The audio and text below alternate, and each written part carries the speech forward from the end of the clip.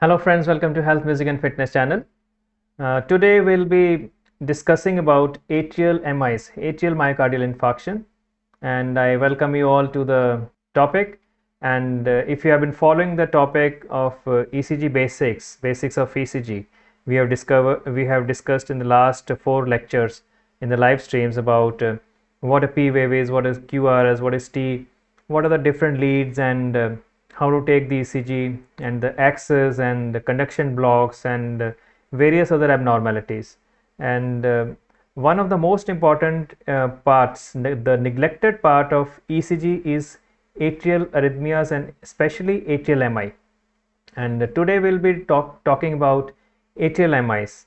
And you should know that usually atrial fibrillation denotes if the patient is having chest pain and he comes to you with chest pain and on the ECG it shows atrial fibrillation.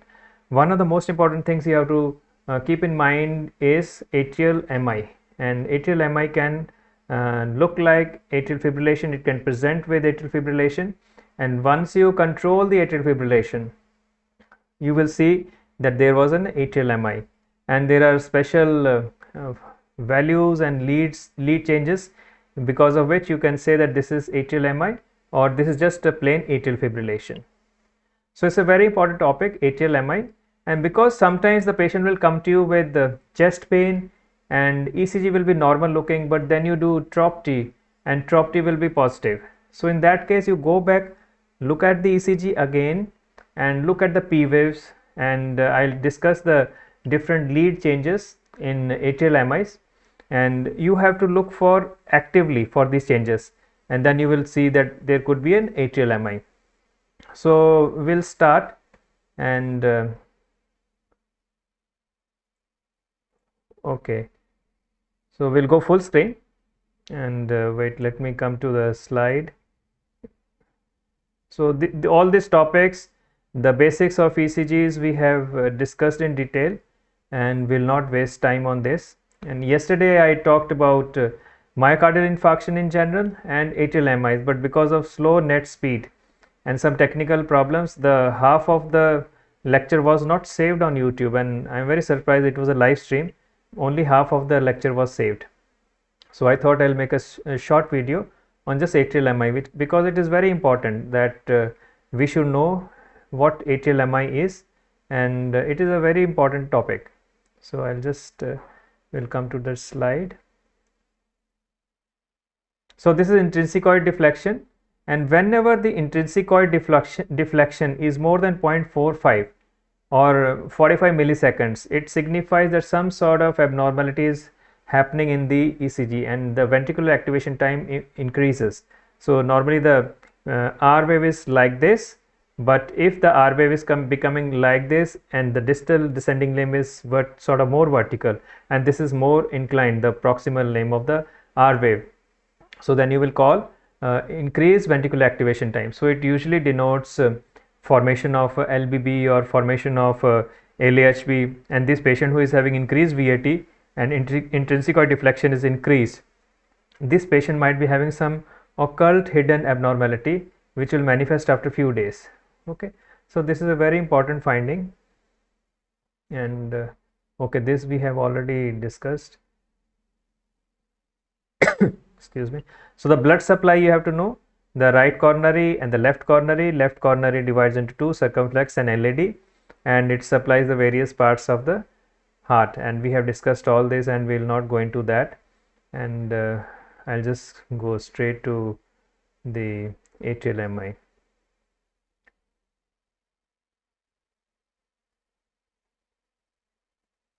So if you want to go back to the previous lectures, all these slides which I am bypassing, you will find them there, and the discussion of these slides is there. Okay, so okay, so we'll start with today's topic. Sorry about this delay about the slides, and so now this is a general example, like a beautiful girl is there and a handsome boy is there, and the girl sees the boy and she has a fibrillation of the heart and flutter of the heart, and she collapses on the floor, and the handsome boy picks her up and they fall in love. But usually it is not so, and many of the times when the person collapses, there is something sinister, something really bad happening in his heart. It's not always love. Okay, so you have to do the ECG, see if there is atrial fibrillation or flutter is there, and if atrial fibrillation is there, you treat the fibrillation with drugs or DC shock or whatever you want to do given the situation, and then you might see findings suggestive of atrial MI, and we'll come to that. So this is a simple example, like a 53-year-old lady, a known diabetic and a hypertensive, and she didn't have any previous complaints of cardiac pertaining to cardiac abnormality, but now she came with the chest pain. It was a typical stabbing, jabbing chest pain radiating to the left jaw, left neck, medial aspect of the left arm, suggestive of a cardiac chest pain. And this pain was not relieved by nitrates. Okay, and the previous ECG was normal, but when the recent ECG was done, the ECG showed atrial fibrillation, and a patient was admitted and atrial fibrillation was detected, and she was TROP-T test was positive, so there was an MI. Okay, so the cardiologist thrombolized the patient, and then this was the ECG. So why the patient was thrombolized? Now see, in this ECG you should remember, like if there is inferior wall MI, it is usually the right coronary that is involved. Okay, and that will involve the right ventricle also, right RV infarction can be there along with posterior wall infarction, and with high LAD blocks and circumflex blocks you will see anterior wall changes, anterior wall MIs, lateral wall MIs, or extensive anterior wall MIs, but there can be some aberration and there can be different differential supply of blood from the coronaries to different areas of the heart, but usually it is not so. Usually what we see in the textbooks, it is like that only. So usually atrial fibrillation you will see in inferior wall MIs, and now you see in this ECG this patient has come with chest pain. Okay, and as the topic says, if you reject it right away you will miss it. Now let us look at the ECG nicely. So first you look at the calibration. Calibration is normal, 10 small squares in height, horizontal plateau and vertical fall. So all the complexes are properly calibrated. Now you see that there is a R wave, nice R wave in lead 1. So the axis is around 0 degree. Okay, positive pole of the lead 1 is at 0 degree. Then you see in lead AVF, and it is also sort of positive only, and but there is ST elevation. Okay, so there is an inferior wall MI occurring. You see in lead 3 ST is elevated, so there is an inferior wall MI. Lead 2 ST is elevated. So now the ventricular MI you have detected. Okay, inferior wall MI is there, but then you have to come back, you look at the ECG again. Okay, sometimes this patient will not even have inferior wall MI, the patient will have just atrial MI. Now I will show you the changes of atrial MI. You look in lead V1, this is the biphasic P wave. The positive part of the P is right atrium and the negative part is the left atrium.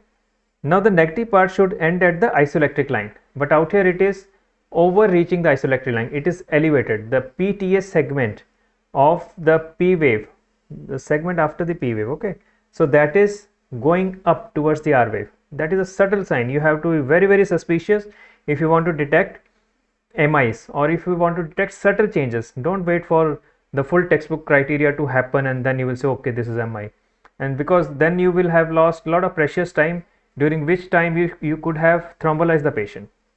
So this is a finding suggestive of atrial MI. Then see, now V1 and lead 3. Now you remember that circle. I will show you the circle.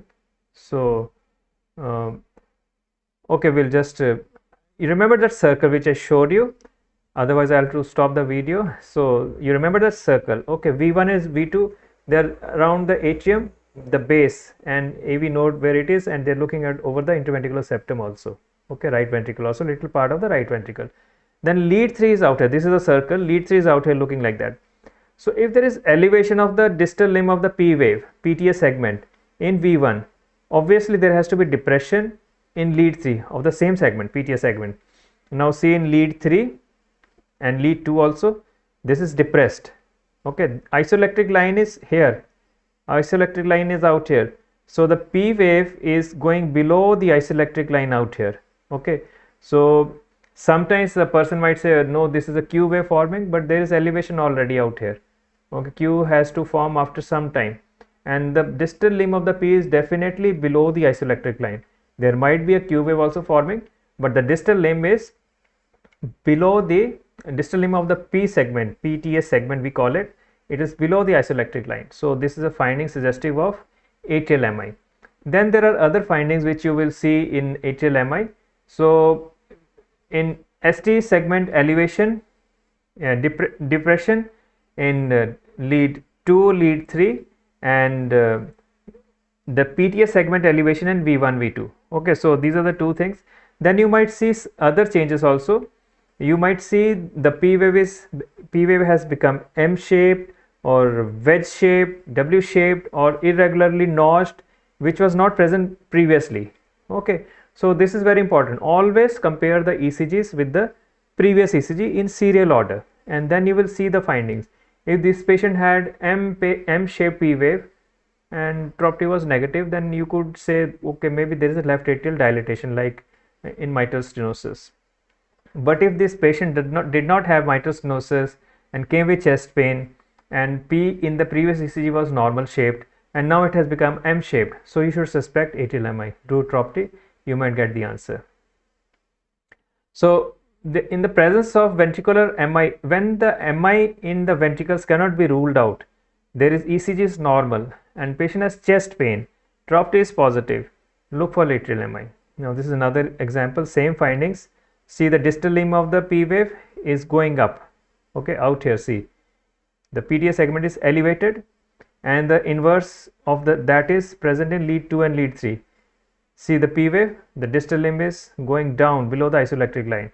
Okay, so, and most of the times atrial MIs are not looked for, so they are not diagnosed, so they are missed. Okay, we just keep on saying, oh, this patient had cardiogenic shock and patient died, or probably this patient had myocarditis and this patient died.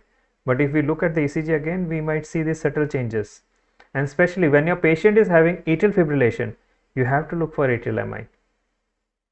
Then yeah, so this is all about atrial MI. This is a different topic, and we'll not discuss this in this ECG class. And you can see all these videos in the previous streams also. And please keep in touch and keep a regular follow-up, and these videos will be kept online also always, and you can come back and check. And if you find my videos interesting, please like them, subscribe to my channel, share these videos with your friends, and tell them to watch. And it will be very nice. It makes our day when you people comment in the live chat and leave a comment. I will answer your queries if you have any. And thank you for watching. Bye bye. Stay happy, stay well. Bye.